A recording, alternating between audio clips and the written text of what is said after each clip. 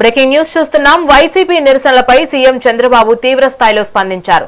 చట్ట వ్యతిరేకంగా వ్యవహరిస్తే సహించేది లేదని తేల్చి చెప్పారు. బస్టాండ్లు, రహదారులపై నిరసనలు చేస్తూ ప్రజలను ఇబ్బంది పెడితే ఊరుకోమని హెచ్చరించారు. గొడ్డలి పార్టీ నిరసనల్లో రౌడీలు, గంజాయి బ్యాచ్లు ఉంటున్నాయని ఫైర్ అయ్యారు. వైసీపీ రిలే నిరాహార దీక్షలో పాల్గొన్న వారిలో ఒక్క డీఎస్సీ అభ్యర్థైనా ఉన్నారా అని ప్రశ్నించారు. కర్నూలు ధర్నాలో పాల్గొన్న వారంతా డీఎస్సీలో ఎంపికైన వారేనని స్పష్టం చేశారు. వైసీపీ చేసే నష్టాన్ని చూసి టీచర్లు ఐక్యత చాటారని సీఎం తెలిపారు.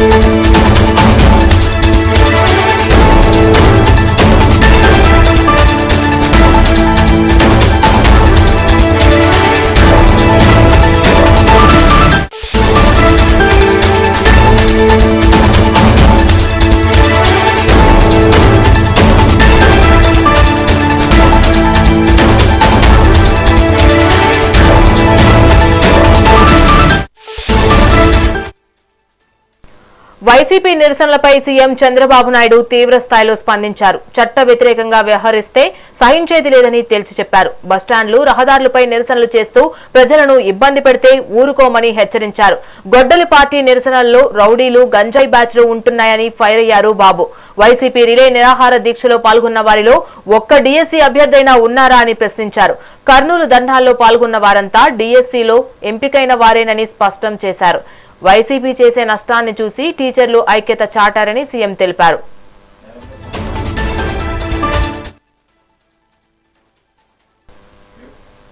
రైట్, ఇదే అంశానికి సంబంధించి మరింత సమాచారం మా ఇన్పుట్ ఎడిటర్ నరేంద్ర అందిస్తారు. నరేంద్ర, చెప్పండి. ఆంధ్రప్రదేశ్ ముఖ్యమంత్రి నారా చంద్రబాబు నాయుడు గత కొద్ది రోజులుగా వైఎస్ఆర్ కాంగ్రెస్ పార్టీ నాయకులు, కార్యకర్తలు చేస్తున్నటువంటి డిఎస్సి పై నిరసనలు ఏవైతున్నాయో దాని మీద ఆగ్రహం వ్యక్తం చేశారు.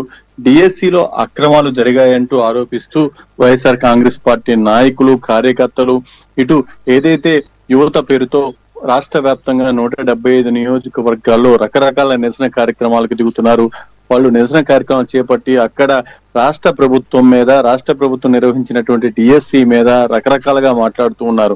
దానివల్ల ప్రజల్లోకి తప్పుడు సంకేతాలు వెళ్తున్నాయంటూ కూడా మొదటి నుంచి ఒక పక్క కూటమి పార్టీలకు సంబంధించినటువంటి నాయకులు కానీ, అదే విధంగా మరో పక్క డిఎస్సిలో ఎవరైతే ఉద్యోగాన్ని సంపాదించుకున్నారో వారు, వారి కుటుంబ సభ్యులు కూడా మమ్మల్ని ఇబ్బంది పెట్టే విధంగా, మా ఆత్మగౌరవాన్ని దెబ్బతీసే విధంగా మీరు మాట్లాడుతున్నారు, సరైనటువంటి పద్ధతి కాదంటూ కూడా వాళ్ళు పదే పదే మాట్లాడుతూ ఉన్నారు.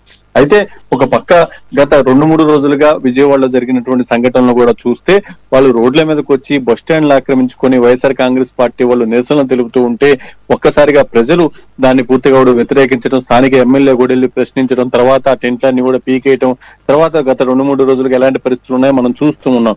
రాష్ట్ర వ్యాప్తంగా ఉన్నటువంటి పరిస్థితుల మీద ఆంధ్రప్రదేశ్ ముఖ్యమంత్రి నారా చంద్రబాబు నాయుడు స్పందించారు. చట్ట వ్యతిరేకంగా ఎవరు పనిచేసినా సహించేది లేదు, బస్ స్టాండ్, రహదారులపై నిరసన చేస్తే ఊరుకోం, ప్రజలకు ఇబ్బంది పెట్టే ధర్నాలను అంగీకరించేదే లేదు, గొడ్డలి పార్టీ నిరసనలో రౌడీలు, గంజాయి బ్యాచ్ మాత్రమే ఉంటున్నారు, ఒక్క డిఎస్సి అభ్యర్థి అయినా ఉన్నారా అంటూ కూడా చంద్రబాబు నాయుడు ప్రశ్నించారు. కర్నూలు ధర్నాలో వాళ్ళంతా కూడా డిఎస్సిలో ఎవరైతే ఎంపికయ్యారో వాళ్ళంతా కూడా ఆత్మ గౌరవం సంబంధించి వచ్చి వాళ్ళు మాట్లాడి దానికి సంబంధించినటువంటి ఆ ర్యాలీలో కూడా పాల్గొంటాం. కానీ అక్కడ మొత్తం కూడా వాళ్ళు మాట్లాడినటువంటి తీరు మనం చూడొచ్చు. గొడ్డల పార్టీ చేసేటువంటి నష్టంతో టీచర్ల నష్టం జరిగేటువంటి అవకాశం ఉంది కాబట్టి వాళ్ళంతా కూడా ఐక్యంగా రోడ్ల మీదకి వచ్చారంటూ కూడా ఈ రోజు చంద్రబాబు నాయుడు మాట్లాడారు. మొత్తంగా వైఎస్ఆర్ కాంగ్రెస్ పార్టీ ఏదైతే డిఎస్సి మీద చేస్తున్నటువంటి నిరసన దీక్షలకు సంబంధించి రాష్ట్ర వ్యాప్తంగా కూటమి పార్టీల నాయకులు, అదే విధంగా ముఖ్యంగా ప్రజాప్రతినిధులు అంతా కూడా ఆగ్రహం వ్యక్తం చేస్తున్నారు. తాజాగా ఇప్పుడైతే రేపు సోమవారం కూడా రాష్ట్ర వ్యాప్తంగా ర్యాలీలు నిర్వహించబోతున్నారు. ఈ ర్యాలీలకు సంబంధించి కూడా రాష్ట్ర ప్రభుత్వం చాలా సీరియస్ గా యాక్షన్ తీసుకునేటువంటి అవకాశం ఉంది. సోమవారం ఎక్కడా కూడా వాళ్ళని రోడ్ల మీదకి వచ్చి ప్రజలకు ఇబ్బంది కలిగిస్తామంటే చూస్తూ ఊరుకునేటువంటి పరిస్థితి అయితే ఉండదని చెప్పుకోవచ్చు.